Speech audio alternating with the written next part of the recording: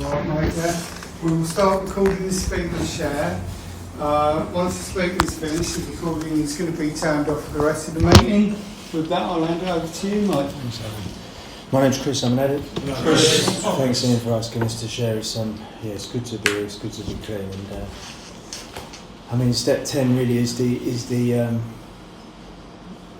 everything. It's all of the steps, obviously, up until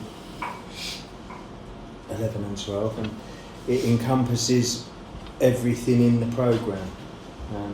I was here a few weeks ago and it was step 8 or step 9, right in the list, step 8, and it said that we're never done, you know. And when I first started working the programme, working the steps, I thought that it had to be clear cut, finished, and that this is never going to be added to. And step 10 shows me that names keep fucking appearing on the list, and I always laugh when I hear the reading. I imagine that the people that wrote the basic text have got some fucking model addict, recovering addict. Do it this way. Prevention. I'm not a preventative kind of fucking guy. Full power, 24 hour is still my motto. Bull in a china shop. And I only really stop when things become fucking painful or their consequences kind of become very apparent. And it helps living with another addict in recovery because she points out a lot of my defects. So I don't really have to kind of delve, you know. And I was thinking back to when I first got clean and how fucking important this step was, and how much clarity I had and awareness I had of defects of character, what was causing harm, and as a result of continued inventory and ultimately getting more in line with God's will, I was given it's a sneaky fucker, because no one ever told me that responsibility and relationships would equal fucking like a sense of kind of, give me a sense of purpose, you know. I was always terrified of any form of responsibility, long-term relationships, any commitment, always looking to fucking escape and just be free, what I thought was free. And step 10 today has a different meaning. So back when I got clean, it was all about almost accumulating, building stuff up, not fucking smashing things to pieces, trying a different way of life. And now today it's step 10's keep everything that I have in my life. And they're different for me today, and they mean so much. There's been months and months and months of the same topics going on step 10's. Sex sulks, that was a massive fucking part of my journey, being clean and in a relationship and in recovery. Blessed with 2 children, anger towards my eldest boy, just ultimately just still stuck in myself, you know. It takes me years to catch up with actually what's fucking gone on, you know what I mean? It's like I'm still in like Pat Butcher days of EastEnders, you know. It takes me a long time to catch up, and because I'm so in my head a lot, and my reaction today still is when anything becomes sort of a responsibility or a living life on life's terms, I still have the propensity to escape and fantasize and not be present. So this past couple of years has been sort of trying to be a bit more present in the present moment, taking stock of what I've actually got, what's going on in my life, and when I stop to think, it really does blow me away. And to think that years ago I was in a narrow boat on the edge of a fucking river, sold everything in it to fucking use, just that next one, this one will be different, as long as I can get enough, and squalor, living in fucking squalor, and that wasn't even the end. The end was the fucking repetitive, obsessive nature of using and it only giving me a reprieve for fucking a few hours, then that madness was back on me again. And I always try and remember that, because all of a sudden my fucking high flying life today doesn't seem as fucking, you know, I'm not as hard done by as I think I possibly am, you know. And it mentions in the book about comparing with others. This ain't the county to be comparing with other people, you know what I mean? Everyone's fucking doing something, got something better, but there's like 1,000,001 things, you know? Like, but yeah, I'm just blessed, really, I am. And it's great to be a part of this fellowship and the programme, and I've discovered as the years have gone on that the programme gets simpler for sure, but it has there's different meanings to the whole process, you know, like this conscious contact with God. I don't do written step 10 inventories like I did back in the earlier days. They're not kind of, because there's really not a lot going on, and that's something I could never fucking get my head around. There's like weeks and months of nothing going on. Like what, you know? No harms, just nice, peace, calm. And it's been a process through step 10s. What I've learned is that I am always the fucking problem, and I always get in the way. And it's always about me, and I'm as selfish as I was when I come in, still today. But this program, step 10s, the inventories, keep me the right side of the old me, and life just keeps getting better, really. But it's not fucking always been like this. I was thinking when the reading was going on, what would I do? What would I be doing if the steps weren't? If I magically managed to stop using and the steps didn't exist and I was just out there doing my own thing, you know, my life would never amount to anything. I'd never have a sense of fucking purpose, a sense of peace, an understanding of who I am, what makes me tick, what I like, what I don't like. I'd just be running on some next thing, got to be there, do that, get that. Yeah, committing. I'd kill myself, actually. The drugs and the using kept me living for a number of years. Fucking, if you suffer with any form of what my head goes through on a daily basis, you would fucking use 100%. And that's what I could never fucking get. When I tried to stop for any length of time, the fucking terror in my head. Until I found this place. And yeah, thank God for NA, thank God for members that are in the rooms that fucking keep coming back. It's not as bad. And they're taking yourself too seriously as well. That's a massive thing I do a lot, you know. Definitely did in the early days. Didn't know about laughing, didn't know about fucking taking the piss out of ourselves. Like the freedom when you can finally laugh with another addict about some absolute drama that you think is going to be the end of your life in the rooms, you know. I got better, piece by piece, and I was thinking today that I go into B&Q sometimes, and I think it's my personal right to, you know, not walk out with stuff. I still do it. And I was like, no, I'm painting the house. I need some good karma. Fucking one pot of paint went on the thing. Is that all?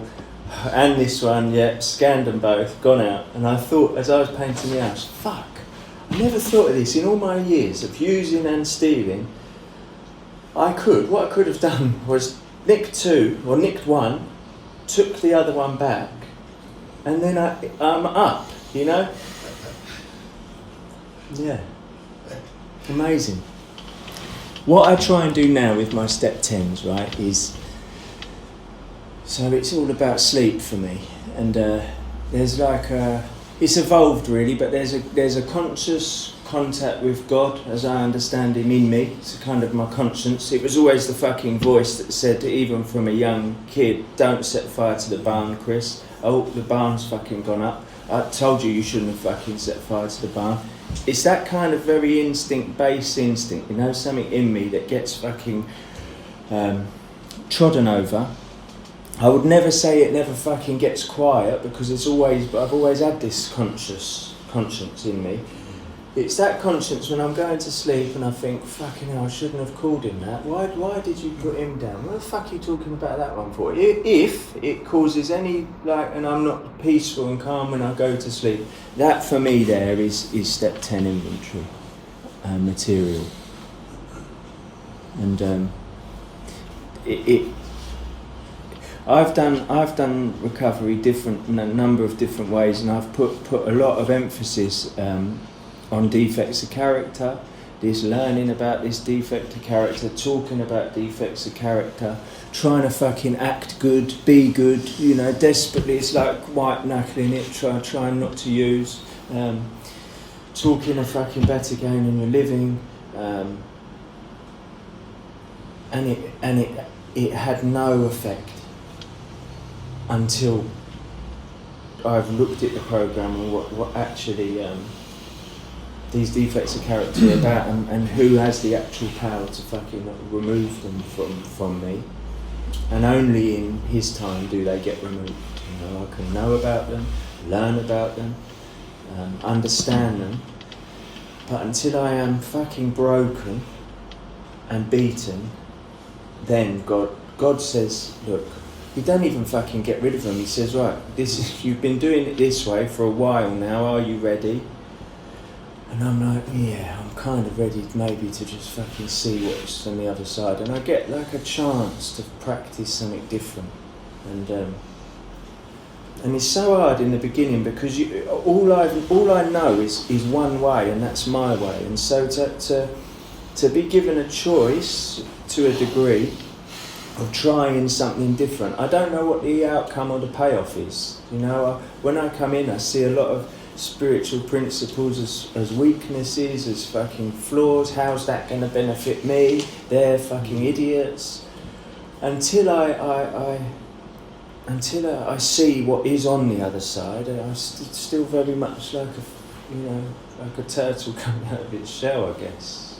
Don't know what's fucking going on. And the process of recovery has been sort of gently and slowly just looking the other way and seeing that Israel is much, much better than mine, and not fucking preaching it or not telling the whole world about it, but just seeing it and then thinking, fucking hell, yeah, this is good. I've got a lot more faith now in practicing other ways, and it's a responsibility. I don't know why I keep coming back to that, but for me that's just key. And how important the start of this whole journey is, when it's the T commitments, the setter-uppers, the greeters, you know, the shit that we don't want to do, fucking awkwardness, do I wear this coat or that coat, I don't know, well, she's going to be in the meeting and I wore this last week, and then, you know what I mean, I haven't washed it, how do I smell, how do I look,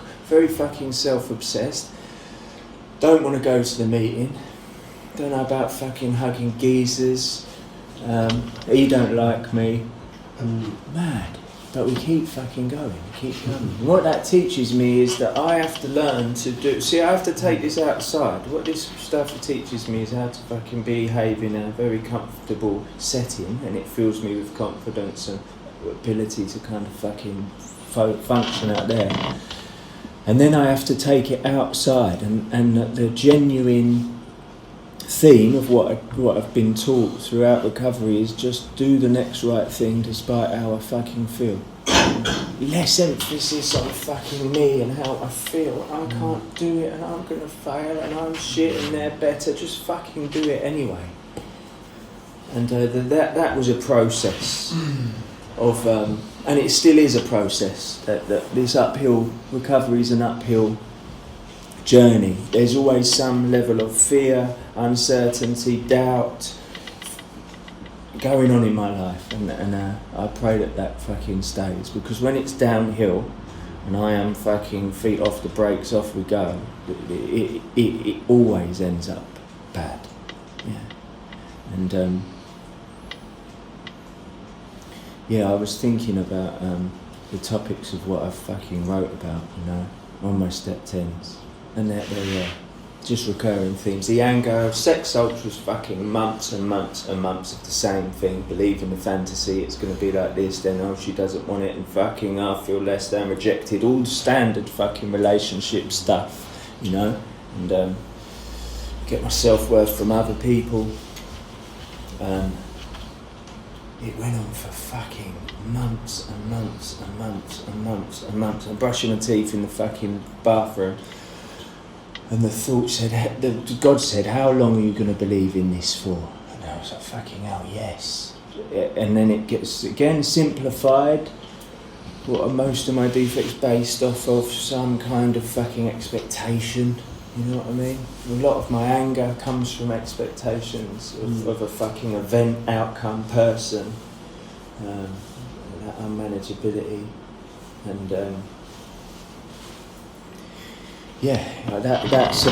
was like, and I've heard people say it's like whack-a-mole, so that one fucking, thank you mate, that one goes down. Then my son's been born I think he was around for a good year before I sort of noticed, fucking hell, I've got a child. And then he woke up, he was teething or something, and I get up early in the fucking morning and I fucking picked him up. Well, quite a hard tap on his back, you know what I mean? And Zoe give me the fucking look, and I've seen that look before in relationships, not around children but relationships, the fucking pattern that we learn to see, the distrust almost, the disappointment, that kind of fucking look. And I was like, wow, this is fucking, if this program, if I don't give myself more to this program, practice this program more, then it's going to be another person who I write about in a step 4, in this case a 10, and that's been going on for years, the same stuff. Got angry, shouted. Thank God for members of NA, really. And thank God for the clear-cut, fucking soul-to-the-earth people that tell me what I need to do and don't veer off course. And it always comes down to the normally the same thing, and I won't use the C word. Chris, stop being a prick. Practice this way. Thank fuck, you know what I mean? I need those people in my corner. Because they save me, they save my relationship, and they make my fucking house a nice, lovely, loving place to be.